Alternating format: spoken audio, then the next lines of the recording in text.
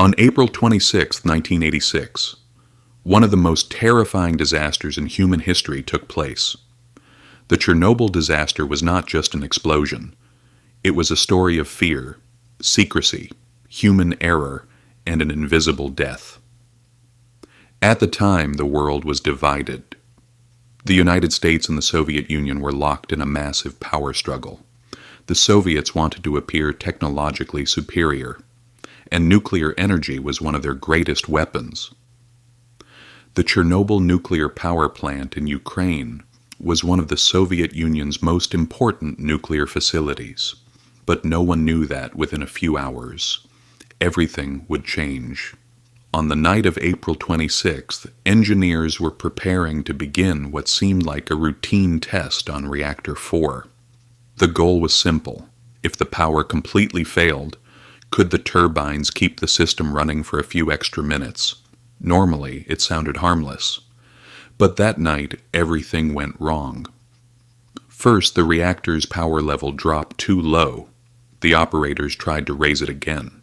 To do that, they disabled several important safety systems. That was the moment the disaster truly began, because the reactor itself had a major design flaw, and most of the workers didn't even know it. At exactly 1:23 a.m., the power level suddenly surged out of control. Within seconds, the temperature inside the reactor reached terrifying levels. Then, a massive explosion occurred. The reactor lid, weighing nearly 1,000 tons, was blown into the air. Fires started on the roof. Flames lit up the night sky, and tons of radioactive material were released into the atmosphere. But the most terrifying part was this. Most of the workers still didn't understand what had happened.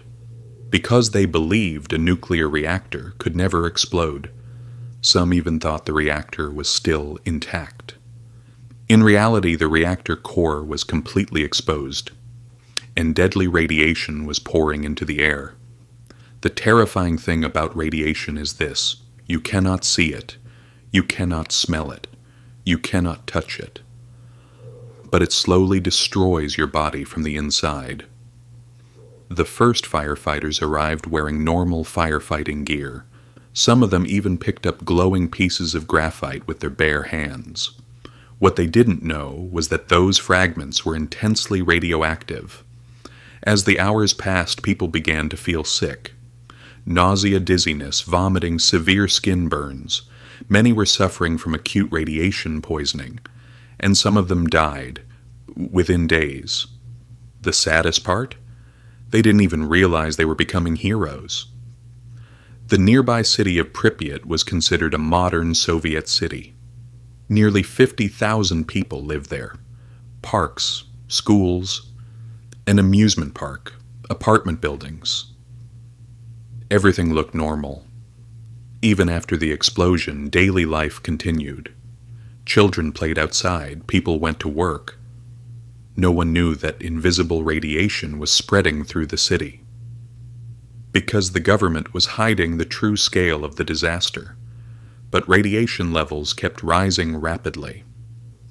About 36 hours later, evacuation finally began. Buses arrived in the city. Officials told residents only one thing: you will return in a few days. But most of them never came back.